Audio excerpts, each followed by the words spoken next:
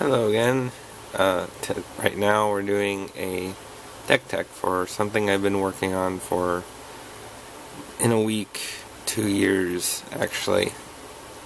Still not quite finished, but it's still a favorite deck of mine in one of my favorite formats, Legacy, so I'll go through the current state of it. It's not complete quite yet, but it's actually just 2 blue fetch lands away from being complete, so it's a nice accomplishment to have.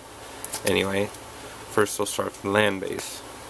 There's 3 islands currently, but the build I was going towards initially only had 1.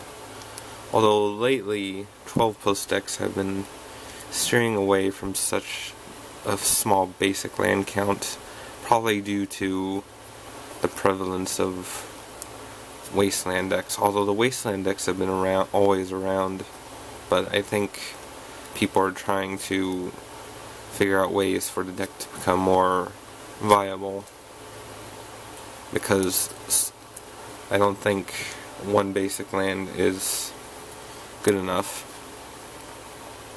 Although I'll try it out for 1 basic land, but for now I'm running 3. Ideally, I'd be running 1, and 2 of these would be blue fetches. Now, as usual, this is a 12 post deck, and as its namesake implies, it has 12 posts. Interesting to note, though, I mean, these are the glimmer posts and cloud posts, but some 12 post decks have actually been cutting 1 or 2 Vesuvas and running 2 more basics. I'm not completely opposed to that, but it seems logical, but for now I'll leave it as it is unless I feel otherwise, since I haven't really done any testing, since I don't really know anyone that plays Legacy or has an interest in it. So that's that. Obviously I'm running the blue-green version, so there's 4 tropical islands. That's self-explanatory. The flooded strands, actually, they don't make much sense in this deck, to be honest, but especially in the newer versions, they have been running basic forest, but the older versions only ran basic islands. So, also to be fair, I think they were a better investment than something like $100 Misty Rainforest at the time, so I'd rather get the $65 flooded strands that are less likely to see reprints, but that's a financial thing, and I'm not going to bother getting that mixed in with this video. So, and these are utility lands. My favorite part about the deck, to be honest. I love Glacial Chasm. Ayavugan just wins games. Bajuka Bog's surprisingly good against reanimating strategies, especially with crop rotation. Cavern of Souls is one of those cards that, until I do more testing, I'm not certain about. It's just an idea I had to include in the deck because I didn't have any show and tells yet. But now that I'm actually getting show and tells, it might get cut at some point. So, there's that. And for this deck, probably the best creatures in the deck are the Primeval Titans. They get you lands, and a lot of decks have trouble dealing with them. And even if they do, they've already done their job, so they're pretty much one of the better creatures in the decks. They won't necessarily win the game, but basically their lands will, so they're really good. Pretty much auto-include in any 12 post deck. The 3 Eldrazi's, I've seen some decks only run 2. That's fine, to be honest. I'm running 3 just because I'm not sure if all 3 of them in the deck are ideal, but I like having, the way I like to play, especially in casual games, is like to have a lot of utility. So being able to draw, destroy a permanent, or take an extra turn is nice. So, that's just me. But once I start actually testing and trying to optimize the deck, one of them might get cut. probably Ulamog or Kozilek. Definitely not Emrakul. Pithing Needle. Of course, these are necessary because our worst enemy is Wasteland. So I'm running 3 because I felt 2 was too little. Because I'd probably want at least 1 Pithing Needle every game. So 3 is pretty interesting. And also,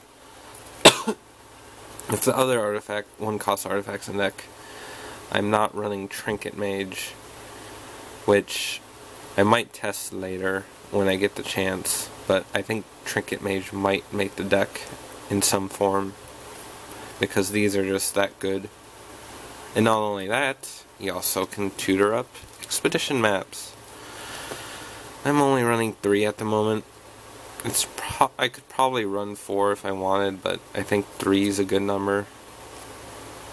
1 or 2 in a game is ideal, so I don't want them all the time, but they're really good too. Especially the shuffle effects. Without those last 2 fetch lands, those shuffle effects become even more important with the rest of the deck. Because I run brainstorms.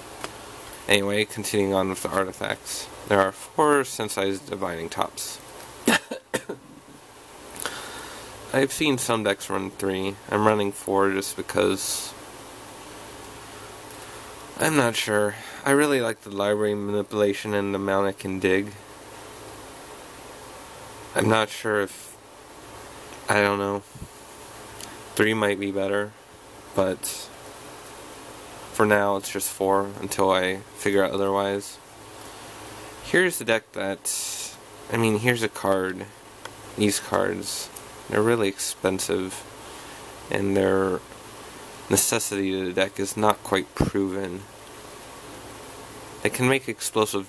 Basically, the way I see them are, the deck has a really greedy mana base, and a lot of times you get just the 1 tropical island. If you get one of these down, it can basically act as like a bad prophetic prism. Actually, a good prophetic prism. And sometimes it can just ramp things out randomly really quick, just be really explosive and fast. So there's that too. I'm not sure how they play a role in the deck yet, but they're fun to play with, basically. People get well, I don't know. There's not much to say about them, really. Now, crop rotation, probably my favorite card in the deck, to be honest. Instant speed with Jukabog, Glacial Chasm, and Crocus have been all-stars in this deck. So, in a way, I get sort of that. I guess this is sort of like a mini experience to what lands player is playing with. So if I ever get who knows how much it costs to get a lands deck. I'd probably play a lands deck if I could afford it, because it's just really fun tutoring up lands and winning without creatures most of the time. Crop rotation also is anti-wasteland, although it'll probably get countered most of the time, but if they wasteland something, you can just crop rotation in response. So it works as a ramp, sometimes as a tutor, and also an anti-wasteland card, so it's really good. Brainstorms, they're also really good. The thing is, my deck doesn't have the full 4+ fetch lands yet, so sometimes I kind of wish these were just ponders. But I left them in for now for the sake of another card, which you'll see soon, that was kind of cute, and I've seen much older lists run. You'll see. Anyway, Brainstorm's still really good, but sometimes I wish it could be a ponder, especially without the fetch lands. Repeal. This is a tempo card. It buys you time, and you can also do dumb things with Candelabra, so it's also, you can do a neat little trick with Sensei's Divining Top, drawing even more cards, but most of the time your opponent's going to be quite aggressive, and you won't have time for such cute shenanigans. But other than that, it's a card people don't really expect. For 1 mana, you can basically bounce a Delver and draw a card. A flip Delver, I mean. So, it's pretty good. And now these cards. These cards are basically my temporary replacements for show and tells. I've not been too impressed with them. The digging and the amount of work to set them up and the effect it has is somewhat minor. It basically just fogs or buys you time, especially against the merfolk decks, or it can annoy the delver decks too, I suppose. Also Death and Taxes. They'd hate this card if it resolves, because all their Aether Vials and nonsense gets reset. It's really annoying, but it's too much to set up, so this is why I'm replacing the show and tells I'm getting in the mail at the moment with. And I don't have a sideboard yet.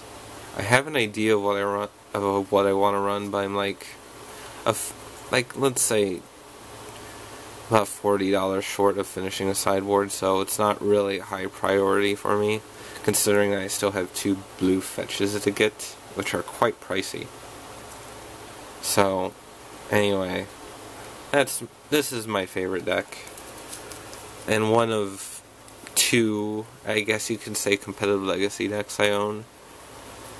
As soon as I get that last blue fetch and the sideboard cards, last 2 blue fetches and the sideboard cards, it'll actually be complete. And then what I'm probably going to do next is start buying cards for the mono green 12 post version. Not that necessarily I like the mono green 12 post version, but if I feel like playing it, I can, because the cards that I need to complete that deck aren't a whole lot, because I have most of everything already. So that's something I'm looking into in the future, although it's not really necessary. So 12 post, why I did this tech, I'm just really bored and can't sleep and I'm not feeling too great. Also, I'm just really excited about Legacy right now because I looked on the GP schedule, and I live in the Seattle area, so I actually looked, and there is going to be a Legacy GP in SeaTac. Not this November, but next November. I know people are saying, well, I'm thinking, it's still a year and a half away. Or no, not quite a half. Let's say a year and a quarter away. But Legacy is one of those formats where you kind of need to prepare for it in the long term. You need to practice. You need to learn about every deck in the format. So, I always played just Legacy casually for the past 2 years. But I think I might actually do some real testing and go to local Legacy tournaments and maybe get advice there. Because I know a lot of the fun interactions and most of the deck archetypes.